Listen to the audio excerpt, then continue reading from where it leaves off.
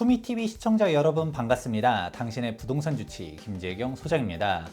오늘은 어렵고 복잡한 재개발, 재건축, 여기에서도 입주권 관련된 사항을 그 누구보다도 정확하게 설명해 주시는 전문가님과 함께하고 있습니다. 안녕하세요. 네, 안녕하세요.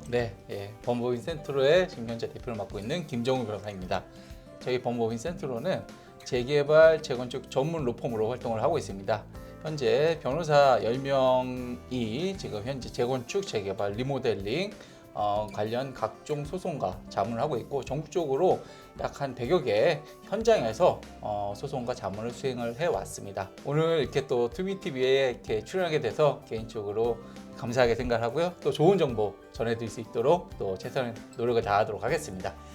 네, 환영합니다. 우리 김정우 대표 변호사님 같은 경우는 바로 일전에도 투미TV 나오셔가지고 또 우리 입주권 관련된 각종 이슈들을 한번 쫙 짚어주셨는데, 바로 또 모시게 된 이유가 있습니다. 정비 사업에 대한 각종 쟁점들 쭉 설명해 주셨지만 한 가지 설명 못하고 넘어간 게 있었어요. 네. 바로 재건축 초과이익 환수제였는데, 이 재건축 초과이익 환수제는 짧게 설명이 어렵다 보니까 다음에 한번 나와서 한번 정리해 주신다 하셨는데, 오늘 그 시간 가져볼까 합니다. 재건축 초과이익 환수제는 잘 모르는 시청자분들도 이게 문제가 많다라는 뉴스 기사들은 많이 접해보셨을 거예요. 우선 변호사님께서 어떤 문제들이 있는지 설명해 주시겠어요? 이게 도입된 거는 2006년도죠. 노무현 대통령 시절에 이제 도입이 됐는데, 당시 도입될 때는 집값이 급격히 상승된다. 이거의 주 원인은 뭐냐? 재건축 때문에 그렇다. 재건축 초과이익 때문에. 그러다 보니까 이 재건축 초과이익을 환수해야 되겠다라고 해서 2006년도에 사실 제정이 됐죠. 이 2006년도 제정되고 나서 지금 얼마나 지났죠? 18년이 지났어요. 네. 근데 이 법이 제대로 시행이 된 적이 없죠. 없어요. 네. 없어요. 왜 없냐? 그러면 문제가 많았다는 거예요. 그동안 계속 논란이 됐던 것 중에 하나가 이제 위헌. 물론 2019년도에 이 법이 합헌이다라고 헌법재판소에서 결정을 내렸긴 했지만, 여전히 이 법과 관련돼서 재산권을 침해한다. 그리고 이 미실현 이익이라는 것을 환수하는 게 정당한 거냐? 이런 문제지가 계속 일어나고 있습니다. 그래서 이제 최근에 이제 윤석열 대통령은 이것을 폐지하겠다라고 했다가 사실 폐지까지는 가지 못하고 지금 완화됐죠. 올해부터 이제 다시 시작을 하니까 지금 굉장히 이거에 대해서 안 된다는 폐지 목소리가 또 나오고 있어요. 그 기사가 지금 나온 거죠. 특히 최근에는 전국에 76개의 재건축 조합이 연대했어요. 지금 재건축 부담금 산정할 때 나오는 이 통계가 제대로 된 거냐, 믿을 만한 거냐, 이거에 대해서 감사 청구를 했어요. 재건축 부담금을 결정해서 부과하는 그 수장, 국토교통부 장관입니다. 장관이 뭐라고 그랬냐면, 이 재건축 초과이익 환수제 폐지해야 된다고 얘기했어요. 재건축 부담금을 결정하고 환수해야 되는 그 수장이 폐지해야 된다는 얘기도 했고, 지금 최근에 분당에서 이제 그 국회의원, 분당 국회의원이죠. 김은혜 국회의원이 폐지안을 실질적으로 발의도 했죠. 계속 지금 시끄러운 상황입니다. 네, 정말 재건축 초과이익 환수제 같은 경우는 일단은 재건축을 들고 있는 소유자는 당연히 쟁점 사항일 거고, 당장은 재건축이 아니라 하더라도 좀 오래된 구축 소유한 사람들은 언젠가 미래의 재건축 꿈나무로서 그렇죠. 이 재초안이 문제라는 얘기를 많이 듣긴 했었을 텐데, 사실 앞서서 간단하게 설명해 주시긴 했지만 위헌 논란이 예전부터 많았었잖아요. 일단 어떤 논란들이 있었는지 간단하게 정리해 주시겠어요? 이 재건축 초과이익 환수제와 관련돼서 여러 가지 이제 법률적인 문제 그리고 위헌 논란이 있었는데요. 가장 큰 게 이중과세다. 이중과세다라는 논란이 있습니다. 양도소득세를 내는데, 양도소득세는 실질적으로 실현된 이득에 대한 세금이죠. 양도소득세를 내는데 이거와는 별개로 미실현 이득에 대해서 또 부과를 한다라는, 그러니까 이중과세의 문제가 있다. 그래서 위헌이다 논란이 계속 있었습니다. 실제로 이 법이 추구하는 목적을 달성할 수 있는 적법한 수단이냐? 예를 들어서 뭐 주택 가격을 안정한다던가 사회 대통합을 이룬다던가 뭐 이런 부분들 관련된 문제가 있었는데, 실질적으로 재건축 초과이익 환수제 때문에 주택 가격이 안정화됐다라는 게 18년 동안 사실 입증된 게 없어요. 이 법에서 재건축 부담금이라는 게 결국 그 적절한 수단이나와 관련돼서 계속 문제가 좀 제기가 되고 있습니다. 산정하는 방법과 관련돼서도 기준이 상이하다. 이런 문제가 또 제기가 되고 있고요. 그리고 또 문제가 제기가 되고 있는 게, 자, 구체적인 부담금 산정 방식, 그리고 각 개별 조합원들한테 그럼 어떻게 부과할 거냐와 관련된 것도 좀 명확하지 않다는 거예요. 그래서 여러 가지 법적 분쟁의 소지가 높다. 이런 문제가 계속 제기가 되고 있는 상황입니다. 환수제가 그 목적에 부합하도록 지금 운영이 되고 있느냐. 제초안법 제1조에 보면 이렇게 되어 있습니다. 재건축 사업 그리고 소규모 재건축 사업에서 발생되는 초과이익을 환수함으로써, 자, 주택 가격의 안정, 사회적 형평을 도모, 그다음에 국민 경제의 건전한 발전, 그리고 사회 통합에 이바지한다. 이것을 목적으로 한다고 규정이 되어 있어요. 예. 근데 실제로 이 제초안법이 이 목적에 부합하게 지금 운영되고 있느냐, 실질적으로 그 역할을 하고 있느냐와 관련돼서는 여전히 물음표입니다. 그리고 2019년도에 헌법재판소에서 합헌 결정을 내리긴 했어요. 근데 그 중에 헌법재판관 중에 2명은 실제로 위헌 의견을 냈습니다. 위헌 의견을 냈고, 그 헌법재판관들이 얘기한 것 중에 지적한 것 중에 핵심적인 내용이, 실질적으로 이 목적의 정당성은 인정되는데 이 제초안법이 이 목적의 적절한 수단은 아니다라고 판시를 했었죠. 네, 변호사님께서 재건축 초과이익 환수제에 대한 위헌적인 논란들 몇 가지 얘기해 주시긴 했는데, 사실 해당 사안 같은 경우는 가장 대표적인 케이스가 3가지가 있긴 합니다. 우선 첫 번째로는 변호사님께서 설명해 주셨었던 미실현 이득에 대한 과세, 그리고 이중과세, 이 형평성 문제 등이 등장하게 되는데요. 미실현 이익 과세 같은 경우는 지금 당장 나는 이득이 없는데 부담을 하게 되면 나중에 가격 떨어졌을 때 환급해 주냐, 뭐 이런 얘기들도 있는 거고, 이중과세 문제 관련해서는 정부는 나중에 양도소득세에서 과표 공제를 해준다 라고 말을 하긴 하지만, 실질적으로 그렇게 계산하게 되면 나중에 양도세까지 추가 납부하게 되면 사실상 재건축해서 남는 게 없다라는 논란들도 있죠.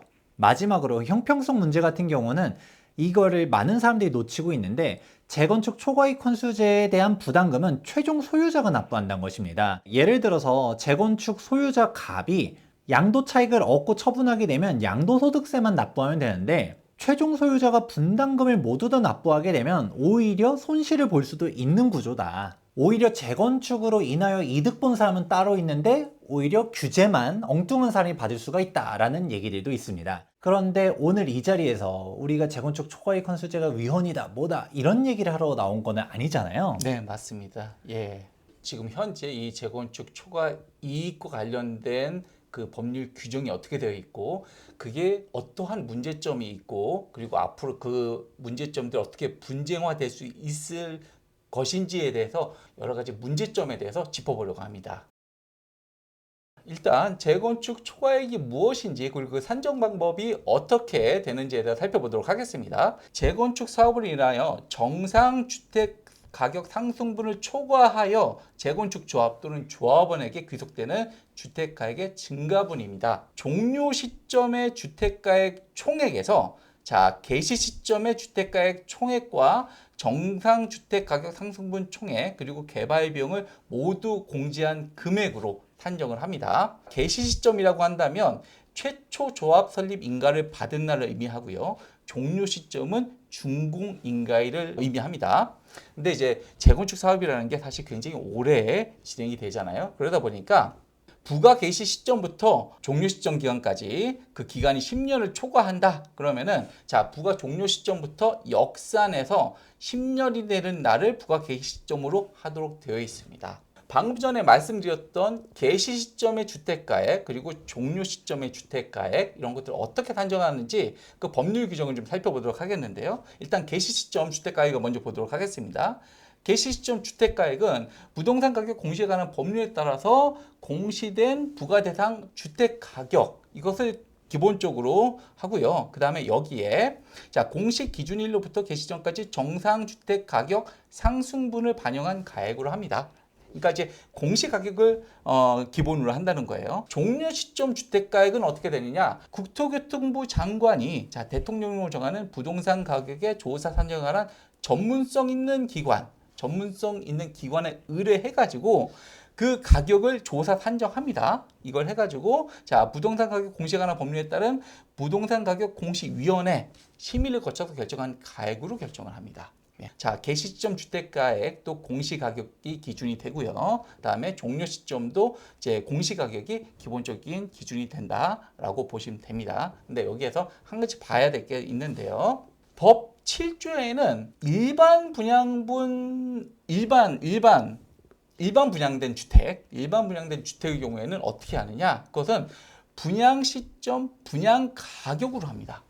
이거는 공시 가격이 아니에요. 예. 이거는 일반 분양분 그 가액을 반영해서 하다 보니까 여기에서 좀 형평성 논란이 있어요. 개시 시점에 있어서는 공시 가격, 그다음에 종료 시점도 이제 공시 가격 이렇게 하는데 왜 일반 분양 주택의 경우에는 그러면 그 분양 가격을 하느냐? 이거 관련돼서 이게 형평성에 좀 반한다. 예, 이런 논란이 지금 있는 상황입니다. 네, 기본적으로 시작 가격이 공시 가격이면 종료 가격도 공시 가격으로 해야 되는데 네네. 여기서 뭐 다른 기준이 또 추가되느냐라는 얘기도 있을 수 있고 네. 근데 사실 공시가 대비 공시가를 하더라도 그 옛날의 공시가 격과 지금 또 뭐 공시가 현실화율이 어쩌고저쩌고 얘기 나오던 시들이 있었잖아요. 맞아요. 예. 정권이 또 만약에 바뀌고 다시 공시가를 시세대로 우리 하겠다 네. 라고 그렇죠. 해버리면 사실 이 법에 대한 금액이 네. 너무 말도 안 되는 게 아닌가라는 네, 맞습니다. 생각을 할 수 있을 것 같아요. 예, 실질적으로 그거에 대한 문제 제기가 있고요. 법에 보면 형식적으로야 이제 공시 가격으로 한다고 되겠지만 이제 실질적으로 이게 형평에 맞는 거냐. 예, 그리고 또 정권이 바뀌게 되면은 그 공시가를 산정하는 기준이 달라질 수도 있는데 그래서 그런 문제점과 관련된 이게 이제 문제가 지적이 되고 있습니다. 혹자는 이런 얘기들도 하거든요. 아, 법에 보다 보면 정상주택 가격 상승분을 빼준다고 하잖아요. 네. 그래서 생각보다 우리가 반포가 사실 재건축을 해서 올라간 게 아니라 가만히 있었어도 20억, 30억씩 올라간 주택들이 많잖아요. 그렇죠. 맞아요. 그러니까 실질적으로 초과이익 없다라고 말하는 사람들도 있는데 사실은 그렇지 않다면서요. 네, 그렇지 않아요. 네. 정상주택 가격 상승분 그게 법률에 어떻게 규정이 되어 있는지 이걸 좀 살펴보도록 하겠습니다. 법 제10조에 보면요. 정상주택 가격 상승분을 어떻게 산정하는지가 나와 있는데 일단은 정상주택 가격 상승분은 정기예금 이자율 국토교통부 장관이 고시하는 정기예금 이자율하고 자 종료 시점까지의 해당 재건축 사업장이 소재하는 그 시공구 등의 평균 주택 가격 상승률 중 높은 비율을 곱하여 산정하도록 되어 있습니다. 평균 주택 가격 상승률이라는 게 정상 주택 가격 상승분을 반영할 수 있는 거냐 이런 의문을 제기할 수 있어요. 반포 집이 사실 두 배, 세 배 올라갔으면 네. 200%, 300%로 떠야 되는데 막상 정부가 발표한 상승률은 네. 그렇게 안 나오잖아요. 그렇게 안 나오죠. 한참 모자르죠. 뭐 한 30% 올랐다, 네. 뭐 많이 해야 뭐 50% 올랐다 이러잖아요. 네, 맞아요. 예. 집값이 계속 오르는 곳이 있고, 예. 집값이 고정적인 데가 있어요. 예를 들어서 뭐 특히 빌라 같은 경우는 아파트처럼 이렇게 오르지가 않잖아요. 예. 오히려 하락하는 데도 있고. 그렇습니다. 예. 그러다 보니까 하락하는 곳하고 상승하는 곳을 다 합쳐서 평균을 낸다? 과연 이 평균 주택 가격 상승률이라는 게 이게 정상 주택 가격 상승분을 정확하게 반영할 수 있는 거냐? 사실 여기에는 많은 분들이 의문을 제기하고 있습니다. 예. 그리고 또 정기 예금 이자율 이거하고 비교해서 높은 걸 하도록 되어 있는데 그럼 정기 예금 이자율은 정상주택 가격 상승분하고 뭔 상관이냐? 정기 예금 이자율이 과연 정상주택 가격 상승분을 반영할 수 있는 기초자료로 활용할 수 있느냐? 이거에 대해서 여전히 의문을 가지는 사람들이 많이 있어요. 예. 그러면 이제 이것도 있습니다. 평균 주택 가격 상승률은 어떻게 산정하냐? 국토교통부 장관이 위탁을 받은 자가 통계청 승인을 받아서 작성한 주택가격 통계를 이용해서 산정을 하는데 만약에 이 통계가 생산되기 이전의 평균 주택가격 상승률은 자 국토교통부 장관이 또 부동산 가격 조사 전문기관에 의뢰하여 이제 조사 산정한다 이렇게 규정을 하고 있어요. 부동산 가격 조사 전문기관이 누구일까요? 뭐 한국 부동산원 아닐까요? 부동산 가격 조사 전문 기관. 예. 사실 이것도 규정상 보면 좀 문제가 있을 수 있는데요. 어쨌든 먼저 보도록 하겠습니다. 부동산 가격 조사 전문 기관 선정이라서 이 전문성이 있는 기관은 한국 부동산원을 말한다. 여기에 보면은 그럼 그 조사하고 산정된 게 제대로 된 거냐 검증과 관련된 규정이 있어요. 예. 이 검증은 누가 할까요? 글쎄요. 얘도 국토부가 해야 되지 않을까요? 예. 그런데 이 규정은 어떻게 되어 있냐면 한국부동산원에 검증을 의뢰할 수 있다라고 규정이 되어 있어요. 이거 좀 합리적이지 않은 것 같아요. 그렇죠. 본인이 조사하고 본인이 검증하는 게 이게 말이 될까요?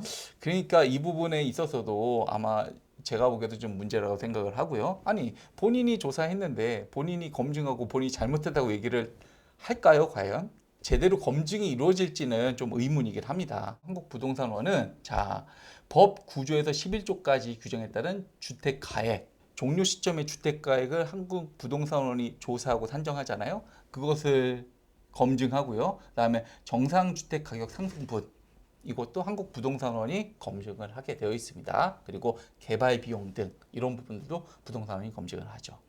그래서 사실 재건축 초과이익 환수제가 일단 위헌 논란을 떠나서 그래? 그럼 내가 일단 납부는 할게. 구체적으로 얼마야? 라고 했었을 때 얼마인지가 너무 고무줄이다 보니까 문제가 발생하거든요. 네, 맞아요. 사실 국토교통부에서도 2018년도에 시뮬레이션을 돌린 자료가 있는데 많이 납부하는 단지는 8억 4천이고 뭐 적게 내는 단지는 뭐 강남이 아닌 데는 뭐 거의 안 낼 수도 있는데 뭐 강남 쪽에서는 1억 6천이다 라고 네. 했었었는데 부가 예정 금액이 있는 데들이 있죠. 네, 관리처분 때 통지를 하는 곳이 있는데 가장 재건축의 대어죠. 반포주공 1단지 3주구가 제초안이 부과되는 단지로서는 가장 규모가 큰데 네. 여기는 추산액이 1인당 4억이라고 하는데 네. 이촌 한강맨션 같은 경우는 1인당 7억 7천이래요. 이촌 한강맨션이 당연히 좋은 곳은 맞지만 반포주공 1단지가 4억인데 네. 이촌이 7억 7천이라는 게 말이 되느냐라는 논란들이 있는데 이거 자체가 산정 방식이 기준가격 어떻게 하고 정상주택 가격 상승률 어떻게 적용하고 이게 너무나도 우리가 알기가 어렵다라는 거에서 기인할 수 있겠네요. 예, 그렇습니다. 예. 실제로 이 정상주택 가격 상승분이라는 게 제대로 반영이 되는 건지 이런 부분에 있어서 다르게 좀 나올 수도 있습니다. 예. 한국부동산원이 조사하고 산정하고 또 한국부동산원이 검증하는 것도 사실은 좀 문제인데 더 큰 문제가 있습니다. 이게 작년 10월에 나온 거예요. 작년 10월에 검찰에서 이런 발표를 했죠. 통계 조작 의혹, 통계청 한국부동산원.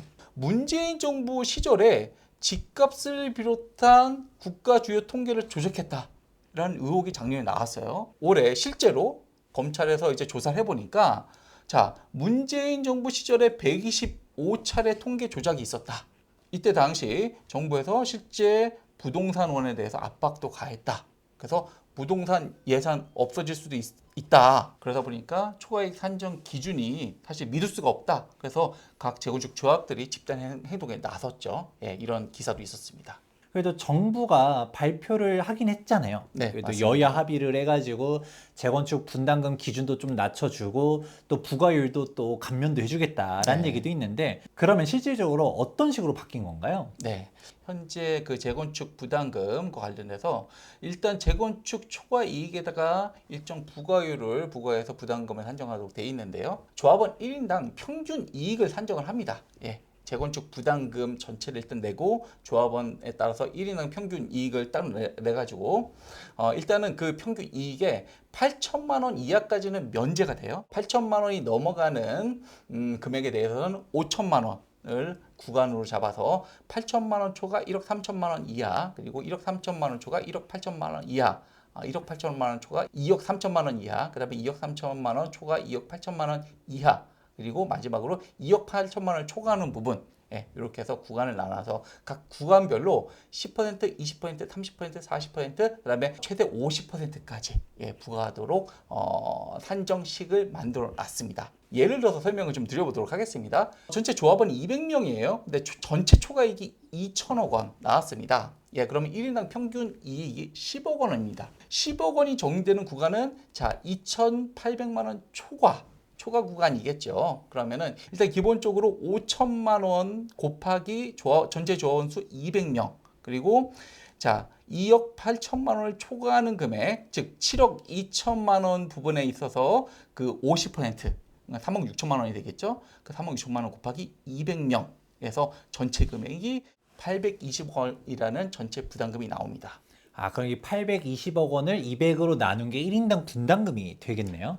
1인당 평균 부담금이 되겠죠. 1인당 평균 부담금이 네, 된다. 그렇죠. 예. 재건축 초과이익을 산정할 때는 개발 비용을 공제하도록 되어 있는데요. 예, 관련 내용이 법 11조에 규정이 되어 있고요. 자, 개발 비용에는 어떤 것들이 있느냐? 공사비, 설계 감리비, 부대 비용 뭐 이런 것들이 있고, 시행령에 관련돼서 공제되는 금액이 이렇게 자세하게 규정이 되어 있습니다.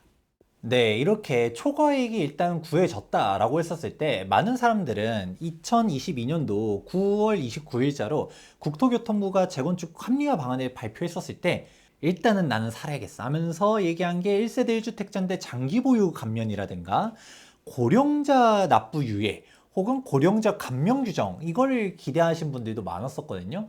해당 규정도 실제로 법 개정까지 완료가 된 거죠. 네, 그렇습니다. 예, 2024년도부터 이제 시행이 되고 있습니다. 장기 보유자 감경과 관련된 요건을 좀 살펴보도록 하겠습니다. 일단은 기본적으로 1세대 1주택자 최소 6년 이상 재건축 대상 주택을 보유했을 경우에 그 기간에 따라서 10%부터 최대 70%까지 감경할 수 있도록 이제 규정이 만들어져 있습니다.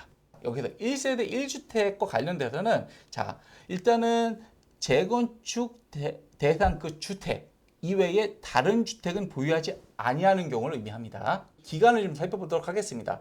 최소 6년 이상 보유를 해야 되는데요.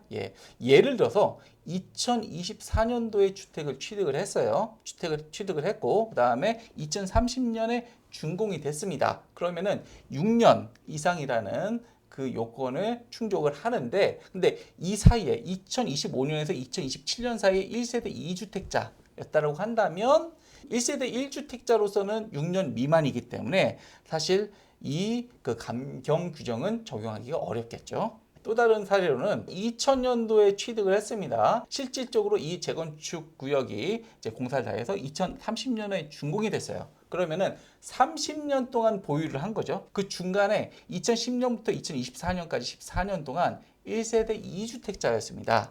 그렇다고 한다면 이 14년이라는 기간을 제외를 하면 총 1세대 1주택자로서 보유 기간이 16년이 됩니다.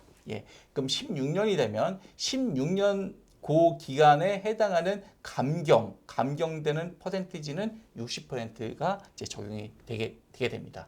16년 동안 1세대 1주택자 요건을 충족하고 있었기 때문에 감경 비율은 60%가 적용이 됩니다.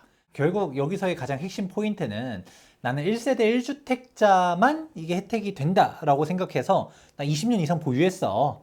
그러니까 감면 비율을 다 받을 수 있을 것 같은데 준공 시점 직전에 1주택자가 돼야지 이걸로는 안 되고 순수하게 1주택자인 상태에서 보유한 기간만 산입된다가 이게 핵심 포인트네요. 맞습니다.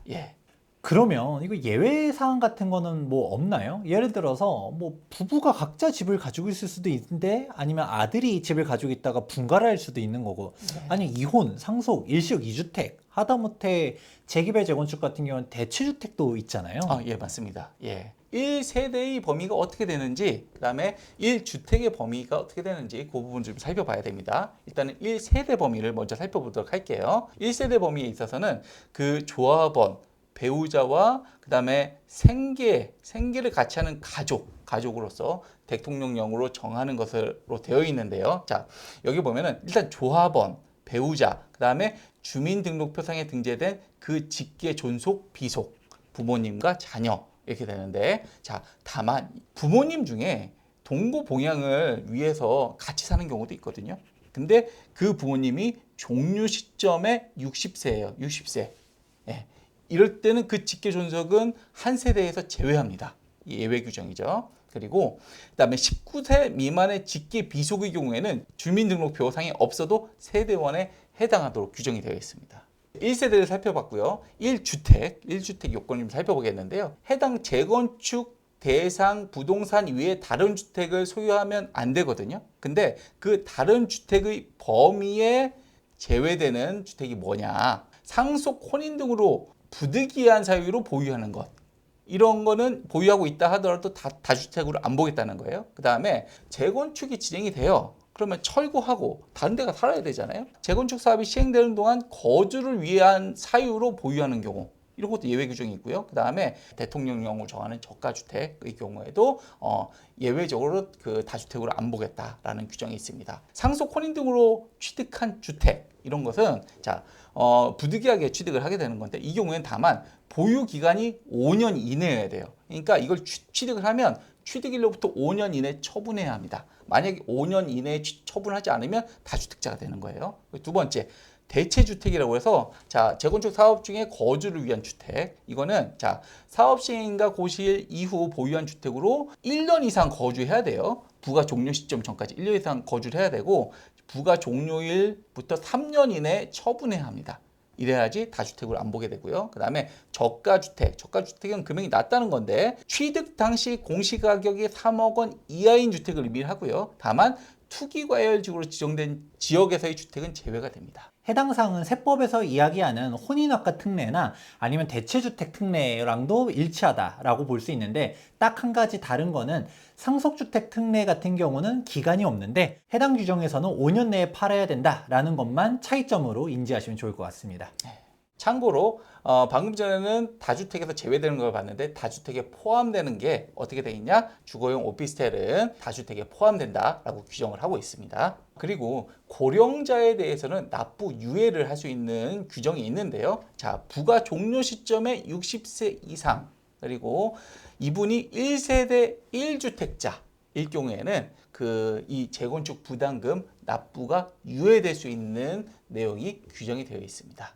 지금까지 변호사님께서 재건축 초과이익 환수제에 대한 부담금 산정 방식과 감면 규정들을 설명해 주셨어요. 그럼 이제 실질적으로 정부가 일단은 부과하겠다라는 입장이잖아요. 네, 그렇죠. 그럼 이제 부과가 돼서 납부가 될 조합원들이 이제 등장을 하게 될 텐데, 이게 부과 방식이 조금 문제가 많다면서요? 예, 맞습니다. 재건축 부담금은 1차적으로 조합에 부과를 하게 되는데, 조합에 부과된 그 부담금에 대해서 각 조합원들이 배분이 돼야 될 거예요. 이 배분과 관련된 규정이 사실은 명확하지가 않아요. 규정은 있지만 그 기준이 명확하지 않습니다. 어떻게 되어 있냐면, 조합원별로 종전자산을 평가한 가액 등을 고려해서 조합원별 납부액하고 조합원별 분담 기준과 비율을 정하여 관리처분계획에 명시하도록 되어 있어요. 조합원별 개시 시점 부과대상 주택의 가격, 그리고 조합원별 종료 시점 부과대상 주택 가격의 추정액, 그 다음에 청산금, 이런 것들을 고려해서 조합원별 순이익을 내라고 되어 있고, 이 순이익을 모두 합산한 총액에서 각 조합원별 순이익이 차지하는 비율에 기초해서 분담 비율을 결정해야 된다 라고만 규정이 되어 있어요. 그 순이익이란 게 뭐냐? 그럼 순이익을 어떻게 산정해야 되냐? 이런 산식이 없다 보니까 이 부분에 있어서 실질적으로 조합에서 내부적으로 순이익 산정이 굉장히 어렵다는 거죠. 순이익의 정의가 없고요. 그 다음에 예를 들어서 조합원들 사이에서는 그러면 순이익이 0인 사람도 있어요. 이런 경우가 있을 수 있겠네요. 예를 들어서 우리가 보통 일반적인 예를 들어 1대1 재건축 이래서 다 동일 평형이야. 모두 다 33평이 33평 간 게 아니라 누군가는 대형 평수를 들고 있다가 25평을 신청할 수도 있고, 누군가는 소형 평수를 가지고 있다 대형 평형을 신청할 수도 있잖아요. 네네, 그렇죠. 그럼 예를 들어 나 권리 가격이 20억이었는데 조합 문의가 10억짜리 신청했어. 그러면 나는 순이익이 오히려 마이너스야 라고 주장할 수도 있겠네요. 그럴 수도 있습니다. 그러니까 순이익을 어떻게 보느냐도 지금 명확한 기준이 없어요. 조합원에 따라서는 본인이 난 순이익이 없는데, 나는 순이익이 마이너스인데, 아니면 난 순이익이 있는데, 이런 게 천차만별일 수 있다는 겁니다. 그리고 조합원이 수백 명, 수천 명 이렇게 될 수 있는데요. 그러면 그 각각의 순이익을 어떻게 산정할 거냐? 그 기준이 현재 사실 없어요.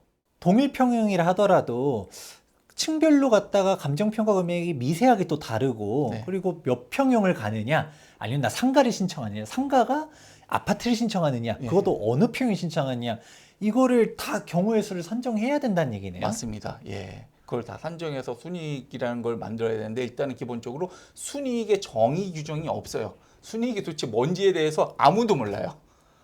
그러면 아무도 모르면 어떻게 산정을 하는?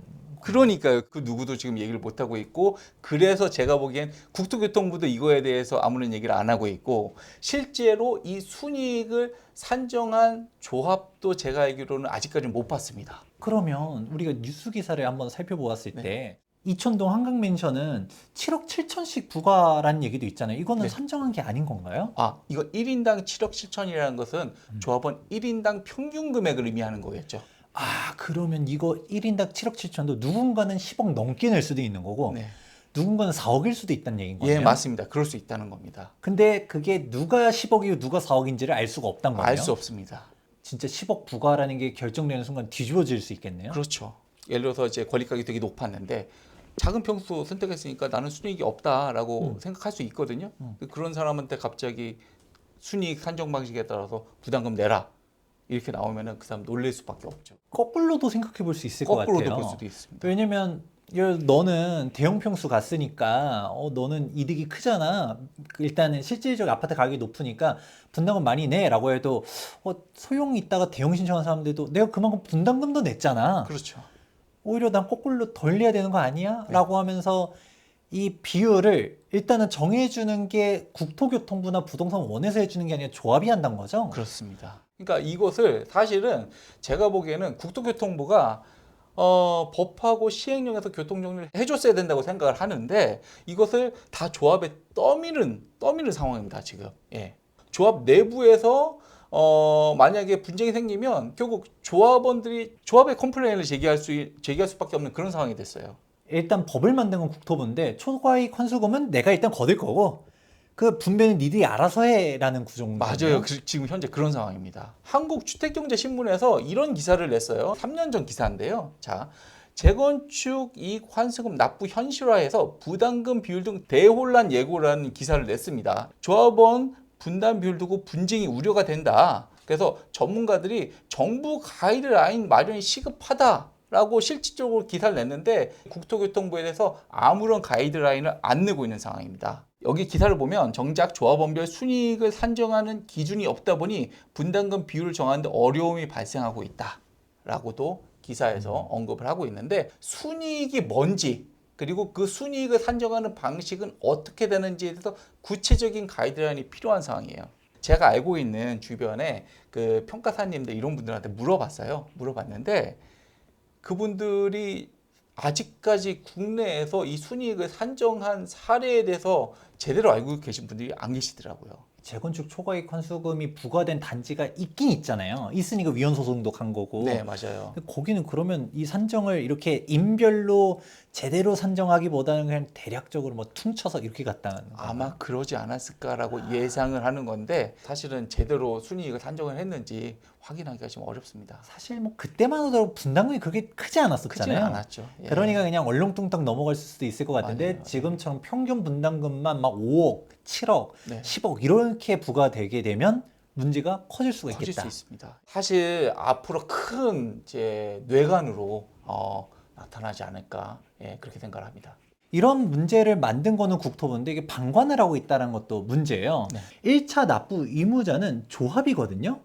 그럼 일단 예를 들어 전체 분담 금액이 예를 들어 5천억이 나왔다. 네. 그러면 5천을 조합에다가 일단 부과하고 일단 징수를 하는 거죠. 그렇죠. 이거를 개별 조합원들끼리 나눠야 되는데 근데 이거를 갖다가 애초에 국토부가 산정해서 A한테는 너 얼마, 너는 3억이야. B한테는 너는 7억이야 라고 해주면 심플한데 이렇지 않고 통으로 갖다가 부과를 시켜버리니까 이걸 산정 방식 관련해서 조합 내부에서도 싸움박질이 나타날 수 있고 네. 또 예상되는 문제점이 예를 들어서 B가 10억이 부과됐는데 나 이거 10억을 납득할 수가 없어. 불복을 청구 소송을 할 수도 있는 거잖아요. 불복할 수 있습니다. 나는 3억인데 이 3억조차도 내기 싫어. 네. 배 째고 도망가면 네. 조합은 어떤 식으로 해야 되느냐. 이거 완전 우리가 분담금 같은 경우도 아파트 입주할 때 네. 납부 안 한 사람은 입주 키를 안 주잖아요. 네, 맞아요. 그리고 우리가 이주 철거 기간에는 멋대로 못 팔도록 처분금지 가처분도 걸고 점유이전 금지 가처분도 걸고 그러잖아요. 네네. 뭐 뭐 그런 게 이렇지 있습니다. 않을까? 이게 뭐 조합과 조합원들 싸움박질하라는 게 아닐까라는 우려도 좀 드네요. 그게 사실 가장 큰 우려입니다. 조합원들 사이에 조합과 계속 분쟁이 생길 수도 있고, 조합은 사실은 이런 게 있어요. 입주 못해 너 돈 내. 예. 그렇게 해서 키를 안 주는 경우가 발생할 수 있을 테고, 또 각 조합원들 아파트에다가 가압류를 할 수도 있고, 이것 때문에. 예. 그래서 이런 여러 가지 분쟁들이 내부적으로 발생할 수 있습니다. 또 떠오를 수 있는 게 납부 유예는 또 고령전 할 수 있도록 돼 있잖아요. 예, 그렇죠. 납부 유예된 거는 그럼 안 내도 된다는 건가? 국토부가 부과 주체는 맞지만 네. 부과 대상을 개개인 날로 한 게 아니다 보니까 이걸 또 어떻게 나눈다라는 건지도 조금 이상해서, 그러면 처분할 때 조합이 징수해란 거야? 뭐야? 좀 알 수가 없네요. 네. 그럼 현재로서는 일단은 1차적으로 조합에 부과를 해서 조합에서 징수에 환수를 해 나가면 나머지는 조합이 알아서 해결해라. 이렇게 볼 수밖에 없는 상황입니다. 국토부에서는 빠르게 조합 청산해라 네. 이런 얘기도 하는데 이거 뒤처리하다가 청산도 못 할 것 같은데요. 실제 그럴 수 있어요. 왜냐하면은 자, 조합에서 각 조합원들한테 부과를 하죠. 그러면 이거에 만약에 대해서 불만이 있어요. 나는 받아들일 수 없어. 그러면은 이 조합원 같은 경우는 소송을 제기해야 돼요. 조합을 상대로 예를 들어서 뭐 관리처분 취소송을 제기할 수도 있습니다. 그러면은 관리처분 취소송이 제기가 돼서 이게 진행되는 동안 사실 이전고시하기 어려워요. 소송 한번 제기하면 1년, 2년 이렇게 진행할 수 있는데, 그럼 이전고시가 계속 늦을 수도 있죠. 예, 그런 여러 가지 문제가 발생할 수 있습니다. 실질적으로 부담금을 납부하려 한다 하더라도 이런 현실적인 문제점들이 산적해 있다라는 거를 저는 오늘 처음 알았습니다. 네. 그러면 이거를 국토교통부는 인지를 하고 있는 걸까요? 아마 인지하고 있을 거예요. 근데 아무 얘기도 안 하고 있는 거죠. 네, 그러면 마지막으로 이 영상을 시청하고 계시는 투미TV 시청자 여러분들께서는 뭐 답답할 거예요. 이런 말도 안 되는 법률을 내가 그럼 어떡하란 거야? 이거 진짜 위헌 아니야? 문제가 많아? 라고 하시는 분들은 뭔가 마지막으로 구제를 할 수 있는 방안이 뭐 없을까요? 있습니다. 이제 현재로서 소송의 방법이 있는데요. 재건축 부담금 부과 처분, 일단은 이 부과 처분은 조합에 할 겁니다. 1차적으로. 그다음에 조합에 이 부과 처분을 하게 되면 이거에 대해서 불법가능 행정소송을 조합이 제기할 수 있어요. 예, 제기할 수 있고, 그다음에 개별 조합원의 경우에는 조합이 이제 개별 분담금 배분을 각 조합원들이 하겠죠. 배분 금액이 잘못됐다는 다툼은 결국 조합을 상대로 관리처분 계획에 대한 행정소송을 제기할 수 있습니다. 이거와 별개로 이 법률이 계속 위헌 논란이 있었잖아요. 그래서 이게 위헌이다라고 헌법재판소에다가 또 소송을 제기할 수 있는데, 자, 1차적으로는 예를 들어서 재건축 부담금 부과처분에 대한 행정소송을 제기하고 여기에다가 위헌법률심판제청이라는 게 있습니다. 그래서 위헌법률심판제청을 법원에 제기를 해서 법원이 그것을 인용하면 헌법재판소 곧바로 가는 거고요. 만약에 법원에서 위헌법률심판제청 기억한다 그러면은 직접적으로 헌법소원심판 청구를 할 수 있는 제도가 있습니다. 예, 그래서 소송의 방법으로 이런 방법들이 있으니까 이런 것들을 적극적으로 활용해서 다투실 수 있을 것이라고 봅니다. 들으면서도 정말 답답한 법률인 것 같긴 한데 그래도 변호사님이시다 보니까 이런 법을 볼 때마다 오히려 말도 안 된다 생각하시는 것도 있을 거잖아요. 네, 뭔가 그렇습니다. 한 말씀 해주신다면 이 네. 법을 어떻게 평가하시나요? 저는 재건축 초과이익 환수제가 정말 문제가 많다라고 생각을 하고요. 물론 2019년도에 헌법재판소에서 합헌이라고 내긴 했지만 사실 2006년부터 지금까지 이 법이 실질적으로 실효성이 있나 이거에 대해서 굉장히 많은 의문을 가지고 있습니다. 그리고 제 개인적으로는 재건축 초과이익 환수제는 하루빨리 폐지가 돼야 되지 않겠나, 폐지가 돼야 될 법이라고 좀 생각을 하고 있습니다. 재건축을 가로막는 악법이다라고 저도 여러 번 얘기하긴 했는데 이게 악법 정도를 넘어서 아예 부과를 진짜 시킨다라고 가정한다 하더라도 조합원과 조합 간의 갈등만 유발하는 진짜 말도 안 되는 법이라는 게 오늘 이 영상으로 한 번 더 확인이 되는 것 같습니다. 투미TV 시청자 여러분들께서도 오늘 이 영상으로서 재건축 초과이익 환수제를 제대로 알아보는 데 도움되셨길 바랍니다. 지금까지 부동산 주치 김재경 소장과 법무부 인센트로의 김정우 변호사였습니다. 감사합니다.